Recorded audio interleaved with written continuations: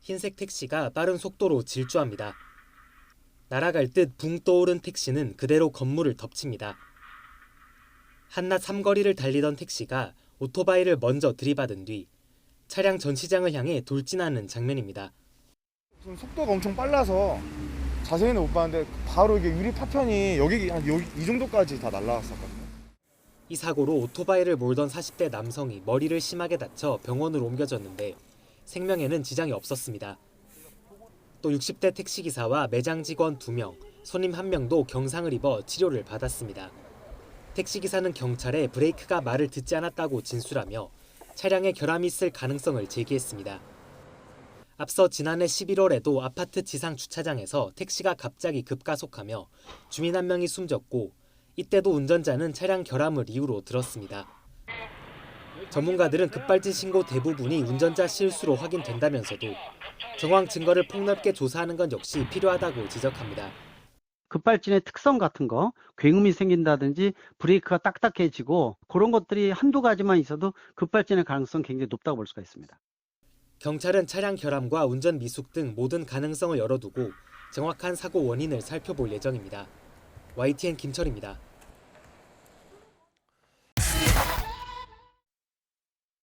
지난해 12월 강릉에서 발생한 급발진 의심 사고. 이게 안 돼. 도연아. 이 사고로 뒷좌석에 타고 있던 12살 이도현 군이 숨지고 운전자 할머니는 크게 다쳤습니다. 전문가들은 사고 당시 굉음과 소음기에서 나온 액체 등이 전형적인 급발진 현상이라고 말합니다. 운전자 얘기지만은 브레이크가 딱딱해서 이 돌같이 굳어 있다는 것들, 이런 여러 가지 요소가 다 한꺼번에 다 모여 있어요. 하지만 할머니는 치사 혐의로 형사 입건된 상황. 유가족은 사고 원인을 밝히기 위해 차량 제조사를 상대로 손해배상 소송도 내 힘겨운 싸움을 이어가고 있습니다. 문제는 제조물 책임법상 차량 결함을 입증해야 할 책임이 소비자에게 있다는 겁니다. 소비자가 첨단 기술이 집적된 차량 결함을 밝히는 것은 거의 불가능한 게 현실입니다. 실제로 지난 13년간 교통안전공단에 신고된 급발진 의심 사고 766건 가운데 급발진으로 인정된 사례는 단 한 건도 없습니다.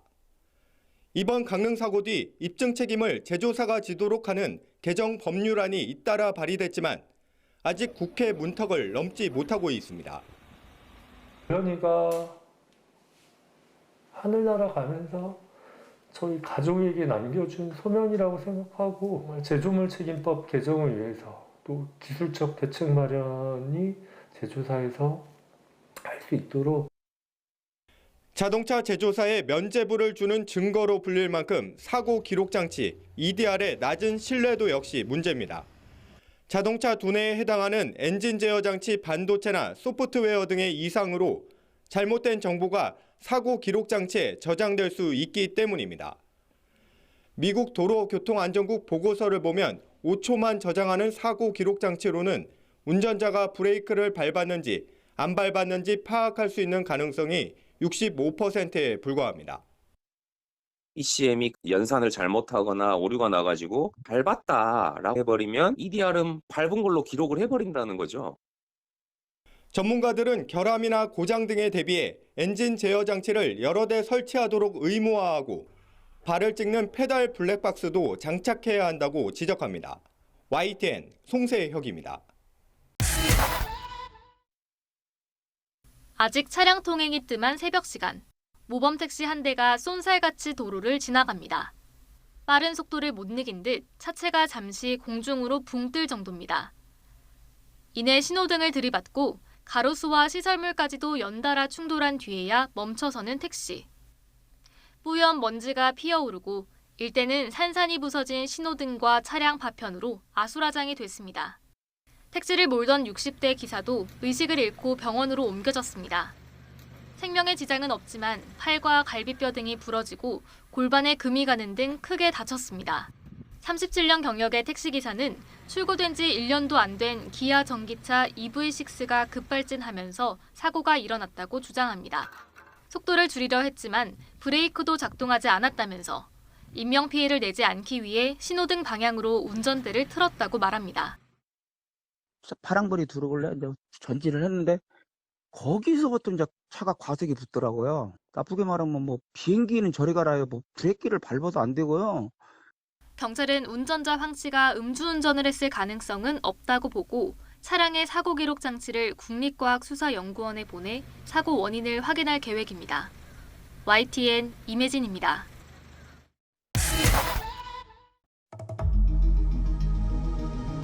자동차가 정지 상태나 저속, 정속 주행 상태에서 운전자의 의지와 관계없이 통제불능 상태가 돼 가속되는 현상을 말하는 급발진. 급발진 의심 사고는 1990년대부터 보고되기 시작합니다.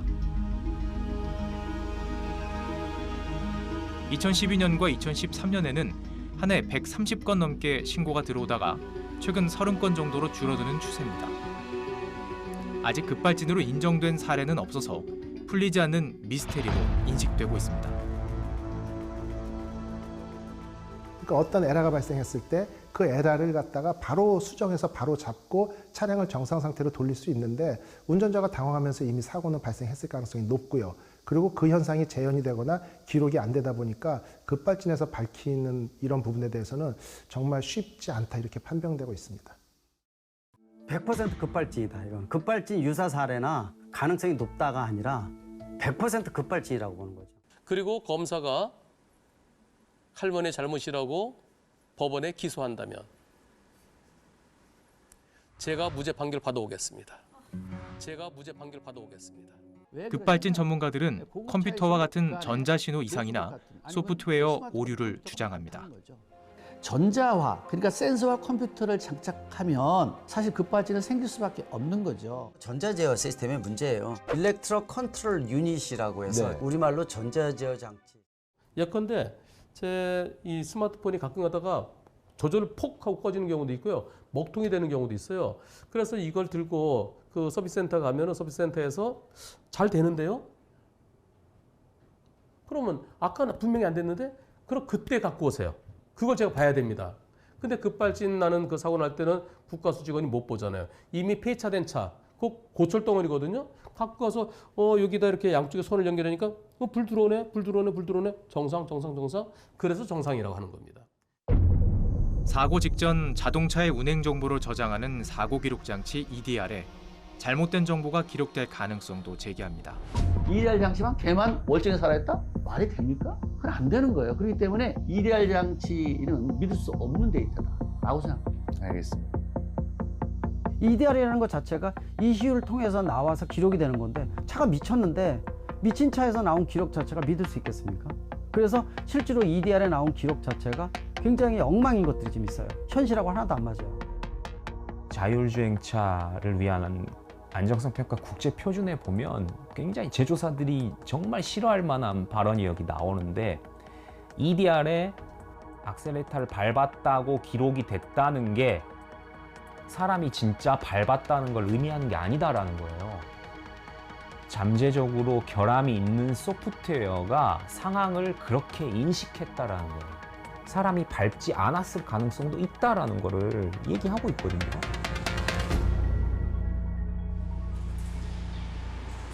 의심을 받고 있는 사고 기록 장치 EDR의 신뢰성부터 따져보도록 하겠습니다. 국내 생산 차량의 결함을 밝혀 리콜 여부를 판단하고 중대 사고 원인을 조사하는 자동차 안전연구원을 찾아갔습니다. 이렇게 되어 있습니다.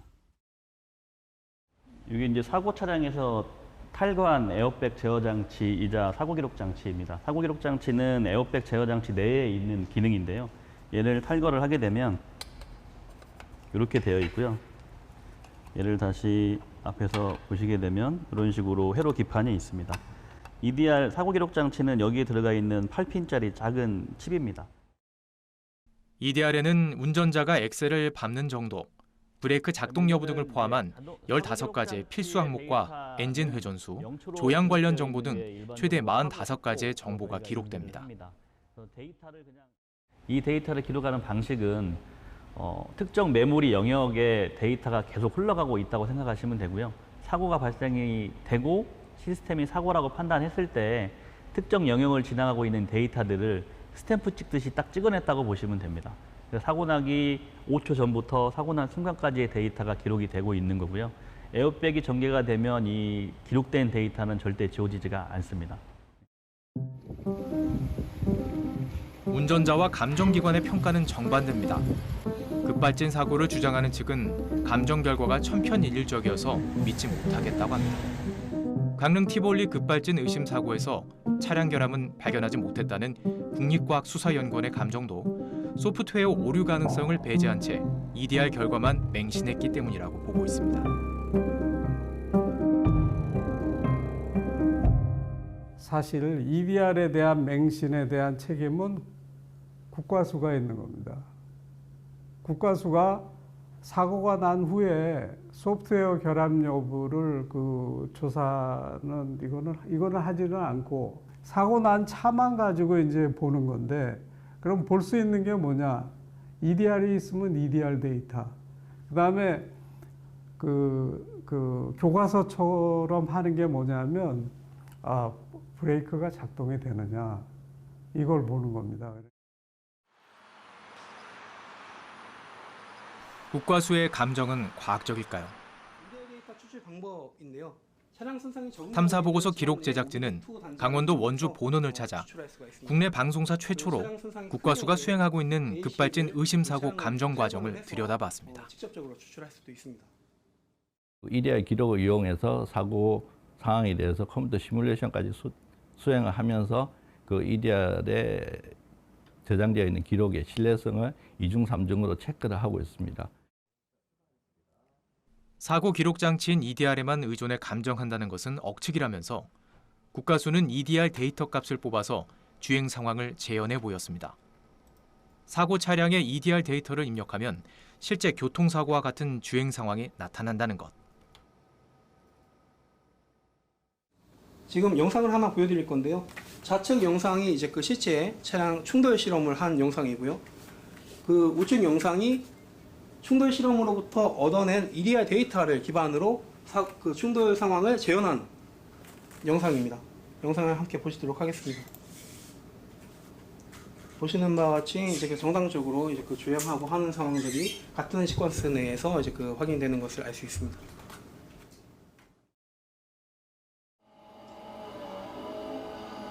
강릉 티볼리 사고 차량 블랙박스에서 추출한 음향 분석 결과도 제시했습니다. 국과수 자체 프로그램으로 사고 차량의 엔진 회전수를 알아낼 수 있고 차량 속력까지 계산이 가능해 사고 전반을 그대로 재구성할 수 있다는 겁니다. 별도로 코딩을 해서 이 엔진음을 추적할 수 있게끔 저희가 프로그램을 구성을 했습니다. 기어가 중립에 있는 상황에서 엑셀을 밟아 굉음과 함께 RPM이 크게 올라갔고 이후 기어가 주행으로 바뀐 다음에는 1차 사고 때문에 차량이 파손되어 엑셀을 100% 밟았는데도 속력이 시속 116km 이상으로 올라가지 않았다고 추정했습니다. 첫 번째 이제 모니터랑 추돌했을 때 상황에 대한 이제 영상 스펙트로그램입니다. 그리고 이후에 이제 시험 지점에 충돌하기까지 이제 녹화되어 있던 이제 영상에 대한 스펙트로그램은 우측에 이제 나타낸 바와 같습니다. 그래서 이 스펙트로그램 분석을 통해서 얻어낸 음향 주파수를 엔진 회전수로 이제 변환을 할 수가 있습니다. 엔진 회전수에 대한 이제 결과 그래프는 아래에 이제 나타낸 바와 같고요.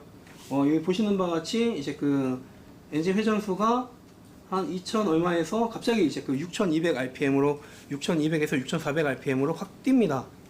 그리고 이후에 이제 어느 정도 이제 감속을 했다가 그러고서 모인 차량을 추돌하는 상황 보여지고요.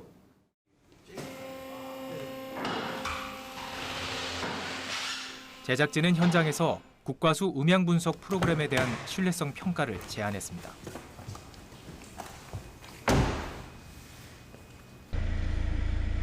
여기에 지금 담긴 RPM 그 회전수를 아까 그 코딩된 그 기계에 우리가 바로 담아가지고 그 패턴을 좀 볼 수 있을까요?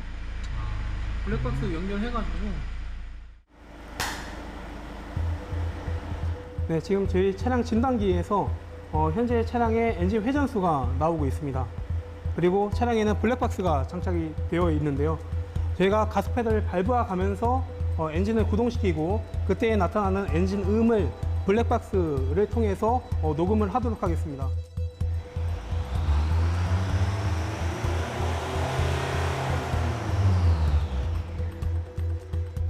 실제 차량 블랙박스에 기록된 소리와 차량 진단기를 통해 나오는 차량의 엔진 회전수, 그리고 국가수 자체 프로그램으로 추출한 엔진 회전수가 일치하는지 확인해 봤습니다.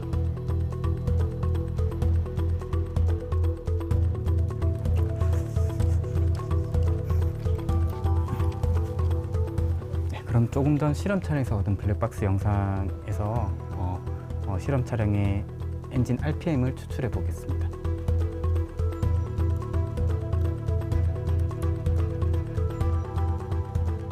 보시는 바와 같이 처음에 아이들 주파수가 확인이 되고요. 저희가 가속 페달을 밟고 땜에 따라 엔진 RPM이 상승, 하강, 상승, 하강 하는 모습이 이렇게 톱니 형태로 확인이 되는 보이는 것을 확인할 수가 있습니다. 이것을 엔진 RPM으로 환산을 하게 되면 이런 그래프를 얻을 수가 있는데요. 아이들 상태인 800rpm부터 시작을 해서 약 3500rpm, 또 800rpm까지 떨어졌다가 4000rpm, 그리고 마지막에는 800rpm까지 떨어졌다가 약 4900rpm까지 상승한 것을 확인할 수가 있습니다. 강릉 급발진 의심사고 운전자 측은 근본적인 의문에 대한 설명이 아니라고 지적했습니다. EDR 기록 자체의 오류 가능성을 주장하는데 EDR에 기록된 결과로 사고를 재구성한다는 것 자체가 무의미해 보이기 때문입니다. ECU의 소프트웨어 결함으로 이제 급발진이 발생을 하게 되면 ECU는 가속 명령을 내리는 거거든요. ECU는 가속 명령을 내리기 때문에 EDR에 전해주는 그 데이터는 이 차가 지금 가속하고 있어. 그러니까 풀 스로틀이라 그러잖아요. 그 가속 페달 변이량이 100% 이 데이터를 EDR에 보내주는 겁니다. 그럼 EDR은 그걸 받아서 기록을 하는 거죠. 예를 들어서 부산 산타페 사건 같은 경우도 그래요. 그것도 누가 봐도 이거는 급발진이에요. 엔진 오일 누유로 인한 급발진이에요. 실제로도 그 엔진 오일이 그 누출된 흔적들이 많이 나왔고요. 그런데 이게 자동차의 어떤 구조나 이런 거에 의해서 엔진 오일이 약간 묻어날 수 있다부터 해가지고 이 정도로 가지고는 사고가 발생하지 않는다, 이런 것들을 정말 기가 막히게 자동차에서는 입증을 해내요. 이게 이런 거기 때문에 절대 급발진이 발생하지 않는다고 얘기하면은 와, 이건 원고 측에서는 반박할 수가 없어요. 모든 증거들이나 모든 기술, 모든 자료들은 자동차 회사만 가지고 있어요. 우리가 그거를 재현 실험을 원고 측에서 한다는 건 불가능에 가까운 거죠. 이렇게 운전자 측과 제조사 측의 정반대 주장이 평행선을 달리고 있는 급발진 의심사고. 합리적으로 법률을 개정하고 정확하게 원인을 증명하는 노력도 중요하지만 오랜 법정 다툼과 사회적 논란이 지속되는 상황 속에서 지금 당장 할 수 있는 것은 무엇일까요? 어떤 시스템이 오류가 없다고 하는 거는 마치 이 우주에 외계인이 없다는 것을 증명하는 것과 비슷하다고 생각합니다. 하지만 반대로 어떤 unintended acceleration이 발생했을 때 그게 어떤 시스템의 오류에 의한 것이다 라고 하는 것을 증명하는 것도 그만큼 똑같이 어렵습니다. 그래서 인류가 지금 할 수 있는 거는 ISO 26262로 대표되는 인류 기술의 모든 총합을 모아서 이 시스템을 안전하게 만들도록 노력하는 것이고요. 가장 진리는 가장 심플한 거죠. 급발진이 있다. 아주 가능성은 작지만 있다라고 해버리면 심플해요. 급발진이 있기 때문에 이런 오류가 발생했다. 그럼 그 원인을 찾고 해결책을 찾으면 되는데 급발진이 없다라고 하면서부터 각종 가정이 붙어서 사고 하나하나가 다른 케이스로 이유를 대야 된다는 거죠. 만일에 급발진이 없다라고 가정을 하면 제작사도 피해자죠. 급발진에 대한 오해 때문에 급발진 방지 장치들을 달고 비용이 들어가고 어떤 지탄의 대상이 되고 그렇기 때문에 자신감이 있는 상황에서 급발진이 있을 가능성을 인정을 하고 머리를 맞대고 그런 오해를 풀도록 힘을 합하자. 이런 것들이 제가 주장하고 싶은 겁니다.